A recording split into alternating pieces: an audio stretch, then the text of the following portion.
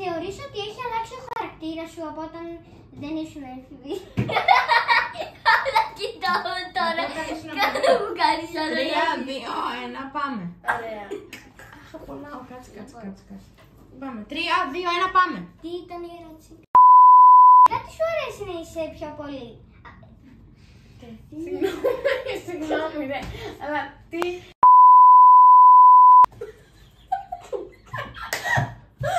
Bloopers! Παιδιά, γεννάω ένα χιουμοριστικό παιδί.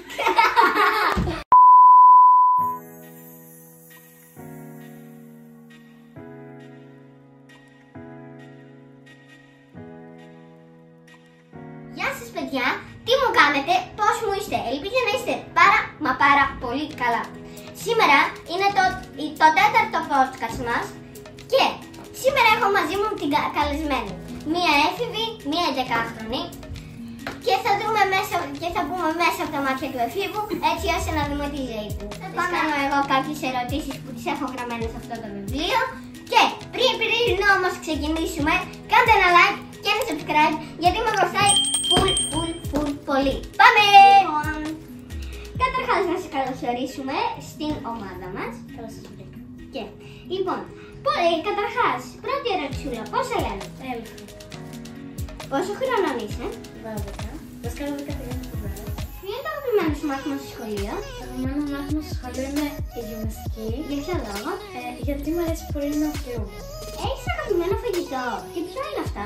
Έχω 2, να τα πω και τα 2. Πες. Λοιπόν, το σούσι και το μπουρίκο. Για ποιο λόγο?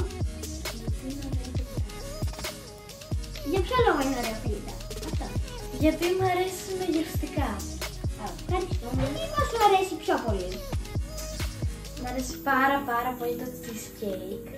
Αλλά πρέπει να συγκεκριμένο μαγαζί. Ναι, τέλος πάντων. Και το παγωτό. Ωραία. Τι τάξη πας? Θα πάω έκτη δημοτικού. Θα σ' αρέσει γενικά, τι πιστεύεις, σ' αρέσουν τα μαθήματα? Κοίτα, πιστεύω ότι θα είναι λίγο μια ζώρικη τάξη και γενικά μια ζώρικη χρονιά. Γιατί θέλω πιο αρκετό διάβασμα. Γιατί θα πάμε και γυμνάσιο και... Ναι, θα έχει αρκετό διάβασμα, ιστορία και το λέω για όλους τους εφήβους. Έχεις κάνα κατοικίδιο στο σπίτι σου είχες ή σκέφτεσαι να πάρεις? Λοιπόν, είχα ένα σκυλάκι, πέθανε, Τριστάν. Και τώρα έχω 2 χελωνάκια, ένα βαθμό. Πώς θα λένε? Το κορίτσι το λένε Μία και το αγόρι το λένε Πάτρι. Ποιες είναι αλλαγές που πριν μπει στην εφηβεία και τώρα που μπήκε στην εφηβεία? Είναι πολλές αλλαγές, δηλαδή όταν δεν είχα μπει στην εφηβεία δεν είχα τόσα πολλά νεύρα. Επίσης δεν νοιαζόμουν τόσο πολύ για την εμφάνισή μου. Τώρα ας πούμε μπορεί... Έχεις δεχτεί κάποιο bullying και γενικά τώρα που αρχίσαμε? Όχι. Όχι, δεν έχω δεχτεί. Και ούτε κάνω bullying σε κάποιους. Ωραία. Πιστεύεις θυμώνεις πιο γρήγορα από ότι όταν ήσουν παιδί? Ναι, θυμώνω πολύ πιο εύκολα και θυμώνω και πάρα πολύ και με το παραμικρό. Και το ίδιο κλαίω κιόλας. Ό,τι να ναι, κάτι τέτοιο. Ναι. Και όσοι το έχουν πάθει, γράψτε, θα μπορούσες να φτιάξεις έναν άνθρωπο ολόκληρο. Πες μας άμα θα ήταν αγόρι, κορίτσι και τα χαρακτηριστικά του γενικά. Ωραία, λοιπόν, θα πω αγόρι. Θα πω... λοιπόν, αγόρι. Θα ήθελα να έχει πράσινα μάτια. Το φλάκ του hairstyle το ωραίο. Θα ήθελα να είναι πιο ψηλός από μένα. Και θα ήθελα να έχει πολύ χιούμορ. Να ήταν πολύ καλός άνθρωπος με καλά χαρακτήρα. Πιστεύεις οι συμμαθητές σου, φίλοι σου έχουν οριμάσει, έχουν κάτι άλλο γενικά? Λοιπόν, είναι κάποια άτομα τα οποία όντως έχουν οριμάσει, αλλά κάνουν σαν μικρά παιδιά. Αλλά έχουν αυτή τη βλακεία, την ωραία βλακεία, δεν μπορώ να το περιγράψω ακριβώς. Και υπάρχουν και άτομα τα οποία έχουν οριμάσει.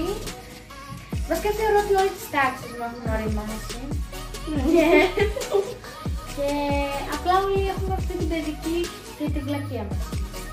έτσι έχει αλλάξει ο χαρακτήρας σου από όταν έγινες έτσι? Ναι. Βασικά, ναι. Αν ήθελες να φτιάξεις ένα δωμάτιο μεγαλίστικο, εφηβικό, ξανά. Γιατί δεν σου άρεσε? Δεν μου άρεσε. Πάμε! Αν μπορούσες να φτιάξεις ένα δωμάτιο μεγαλίστικο, εφηβικό, τι θα είχε μέσα? Λοιπόν, θα ήθελα να ήταν ένα λατινά ρούμ, γιατί μου αρέσει πάρα πολύ τα δωμάτια. Αν και μου αρέσουν και δωμάτια εντελώς άλλου στυλ, που είναι αυτά τα aesthetic, Σαν αυτό το δυο. αυτά που είναι έτσι άσπρο, με λουλούδια. Ίσως και είναι κατάλληλη ηλικία για να κάνει κάποιες σχέσεις. Λοιπόν, εγώ δεν είμαι κατάλληλη για να πατήσω αυτό το πράγμα. Αλλά θα σας πω. Θεωρώ 26. Θεωρώ ότι περίπου στα 14 είναι κατάλληλη ηλικία, αλλά όχι κάποια σοβαρή σχέση. Τύπου να είσαι αυτή τη σχέση που να λες αυτό τέλος πάντων. Τι άλλο να Μπορείς να κάνεις ένα παιδάκι, τι χαρακτηριστικά ακριβώς θέλεις? Λοιπόν, εγώ να είτε δεν με νοιάζει καθόλου πως αυτό το παιδί.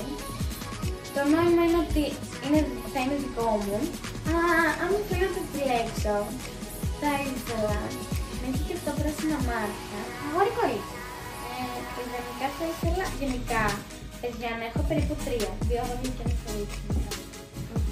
Το πρώτο το αγόρι να ήταν Πράσινο μάτι. ναι.